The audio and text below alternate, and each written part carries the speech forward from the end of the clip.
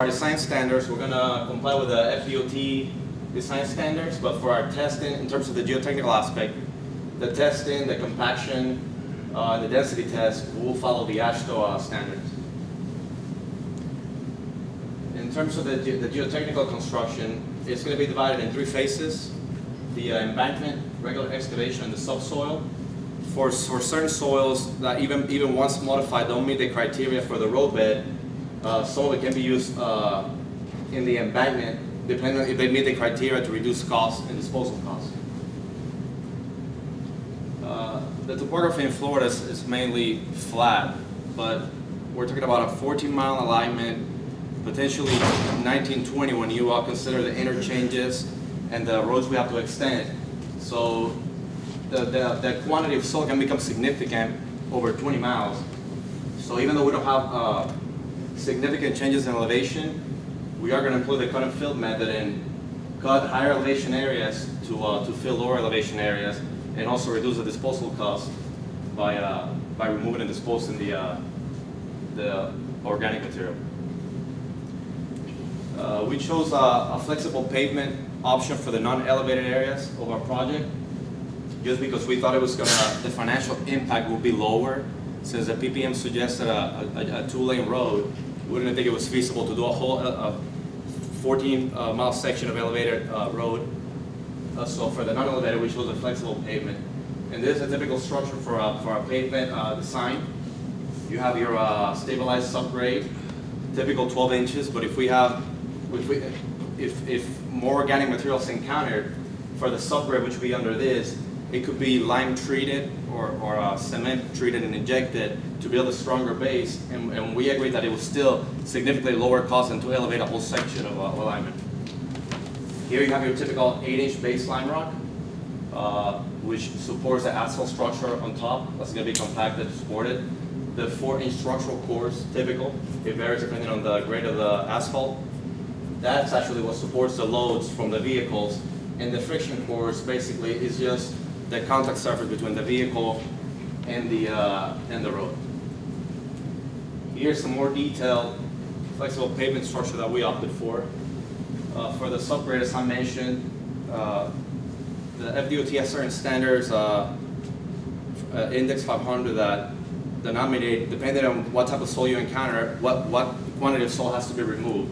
But if for the subgrade we could lime treat it or cement inject it, then we'll have our stabilized Type B 12-inch lime rock bearing ratio 40% minimum, which means at least 40% of that soil will be retained in the number 4 sieve. Lime rock 8-inch base, which will be here, followed by the structural cores. SP 12.5 is a super pave asphalt type. The 12.5 is a millimeter, is the size of the aggregate. And then for the friction cores, FDOT requires any road with a design speed of 50 miles or higher has to have a FC, which is a friction course number 5, which is an open grade. And it basically avoids or reduces hydroplaning effect from the vehicles. And actually you can see it, if we go to the next one. It's highly permeable because the size of the aggregate is large, so it creates gaps. So when the water hits the road, you actually see it fly off to the side. And that's just an image of a typical two-lane road with a friction course 5 open graded.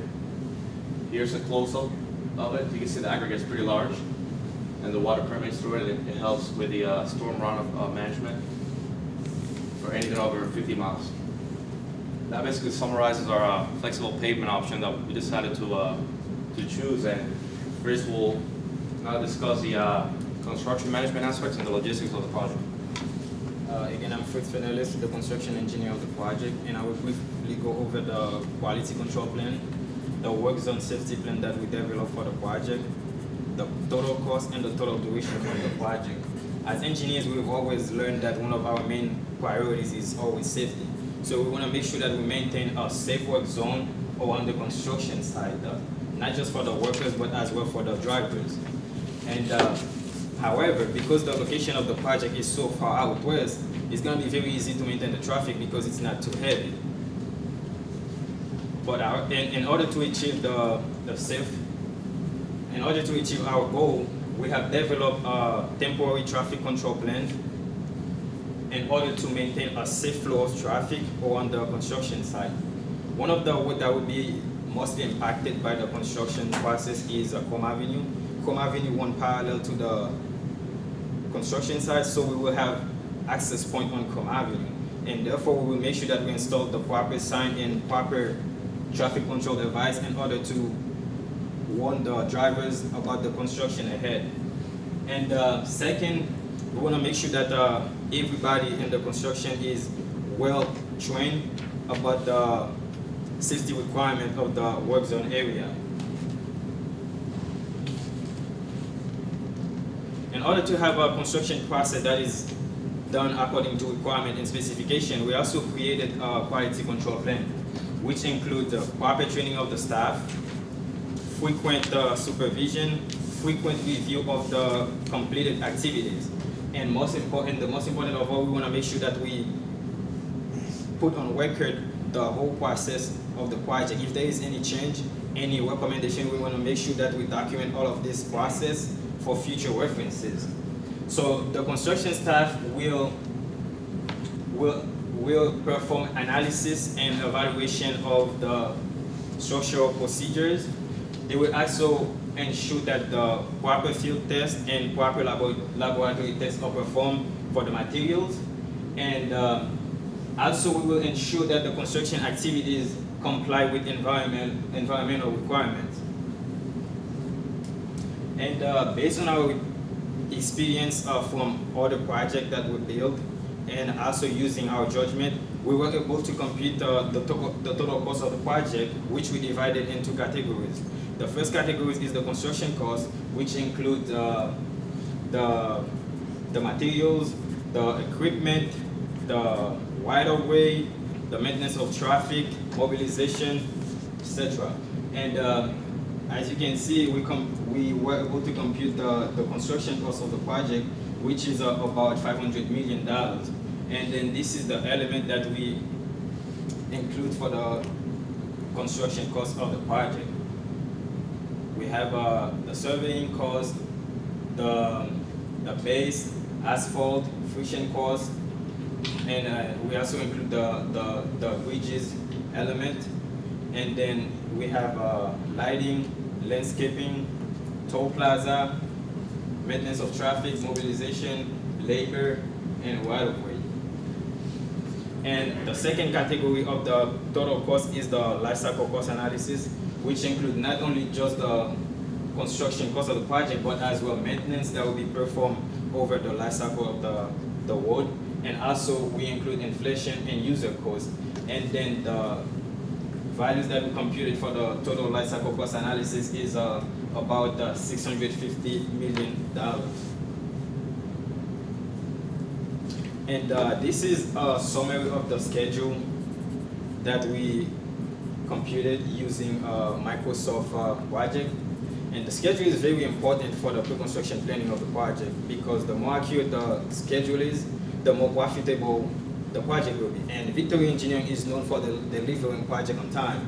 So we have created a very aggressive schedule, but yet achievable. And since the project is so large, what Victory Engineering decided to do is to subcontract two other companies to work on different sections of the project in order to reduce the total duration of the whole project. So in order to determine the duration of each activities, we take the amount of work that we perform for this activity, and then we divide it by the productivity rate, and that gives us the total duration of the activity. And as I mentioned earlier, this is just a summary of the critical path method schedule that we created. We have a more detailed schedule in the report, but there would not be enough space to show it on the screen. So this is just to show you the critical path method. And then we make sure that we have all the critical activities first before you can perform any other activities. And based on the schedule, we determined that the total duration of the project is going to be 5 years and 7 months. And Victory Engineering take pride in maximizing its effort to comply with environmental requirements. So what we plan on doing for this project is to use innovative, sustainable method to make sure that the project has a very positive impact environmentally, socially, and economically. First of all, we will ensure that we hire most of our labor force locally in South Florida. And second of all, we will make sure that the most of the materials procurement is from local suppliers. And that will reduce the travel time, the transportation, which will also reduce the total of gas emission, more specifically CO2. And we will maintain a recycle plan under construction in order to reduce the waste-related materials that usually go to landfill. And some of the backfilling product that we use is actually recycled materials. And finally, our goal is to make sure that we build a very good, well-designed wood in order to reduce the user cost and make sure that the wood has a good life cycle. And with a very good life cycle, we know that the wood will require less maintenance. And with less maintenance, you will have less work on the wood, which actually, if you have less work zone on the wood, you will have less contingencies, and that will reduce the gas emission and the travel time. I will hand it over to Diego. Just to wrap this up, I just want to take a moment so that we can all think how Limitless presentation kicked ass today, and it's probably going to raise the bar for future senior design class, right guys? But on a more serious note, I just want to mention that 836 extension is going to be a great way for the future generation that's going to move into the southwest area of Miami-Dade County so that they can commute from their homes to maybe if they're working at the airport or any other site in the county. I mean, just don't think about it, how people are going to benefit from this project, and that's pretty much it. I hope you liked it, and I thank you for your attention.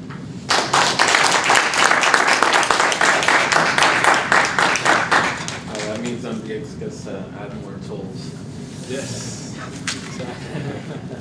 Well, as more people move into the area, they will have to increase the toll, I guess. I think your construction schedule shows a more realistic duration. However, I think you're a little bit short on the amount of money on your cost estimate. When it comes to drainage coming off the bridge, I saw the picture of, well, how are you going to collect the drainage on the bridge deck? Well, in regards to collecting the drainage on the bridge, we were going to develop small scale grates, and those will be the ones that, because of the elevation of it and the percentage of slope, it'll cause it to seep inwards more so, like a lot. It will cause it to seep in so that it can collect it and go into the pipes and then flow into the catch basins on the ground. Okay, so when it's collected, are you using, I guess, like a trench drain? Yes. So you're using trench drain, it comes down the column and it's directly connected into the underground pipe, or is it? It's connected to the underground pipe, to one of the pipes. It's in the report. I'm trying to give you a picture of it. Basically, with the interchanges, we just build a swale and have a head wall that connects it to the non-elevated sections. Or some of the plans that we consider. Okay, no, but I saw in the picture drainage pipes coming down attached to the columns and coming straight down. Is it attached and the water just falls, or how is that working? The end of that pipe? Yeah, we have a system where we're collecting the water ourselves. We're managing it ourselves. It's going straight into the actual corrugated, into the catch basin, because the way we have it set up, the catch basins will be there in order to collect it under the bridge as well.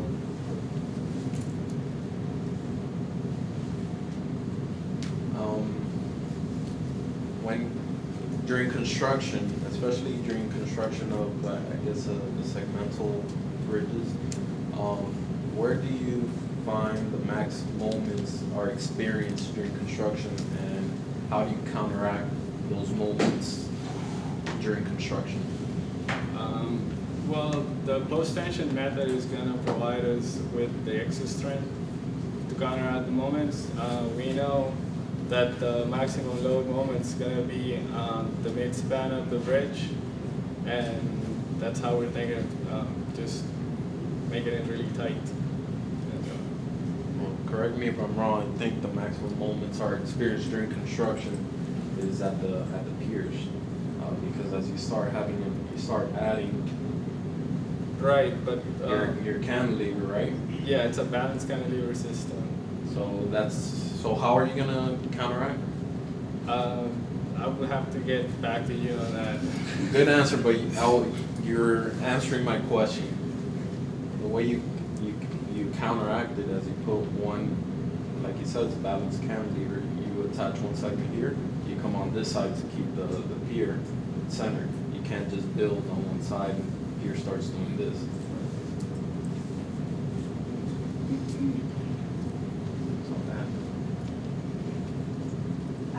I had a question with regards to the segmental. I was a little bit confused. I think you mentioned that the segmental, you have it at 40th Street. Is that where you're? No, the segmental is gonna go over 8th Street. That's the only one we have. Okay, because that is the most expensive type of bridge. Right. So I thought it was 40th Street, and in 40th Street, you have a We're not. planned area. I don't think we're going over 40th Street. We're going over 42nd Yeah, every Street. time you have a curved bridge or then segmental or steel box girder, usually segmental is the most expensive. Yeah, that's why it was the most challenging one, definitely. Your cost estimate, I think I saw 15 million for a bridge total cost, and that's a little bit low if you have segmental bridges. Based on the total length of the project, you might want to work on that a little bit.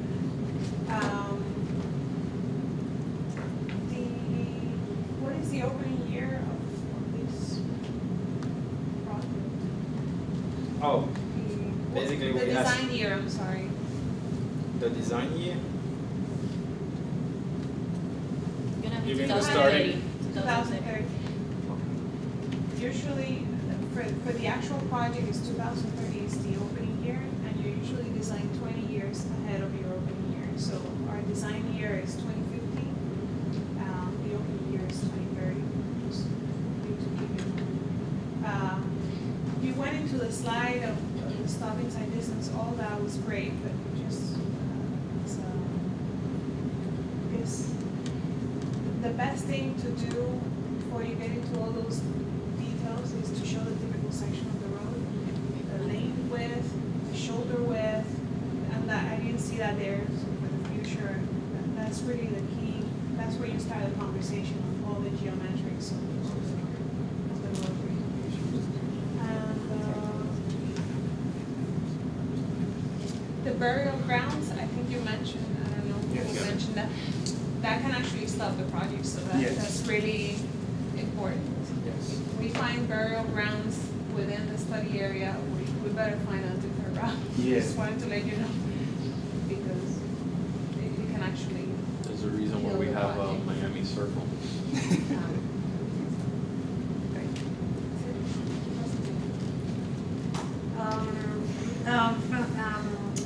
About your geotechnical study, I didn't see any like proposals for the type of foundations that you were gonna use, or if you had different options.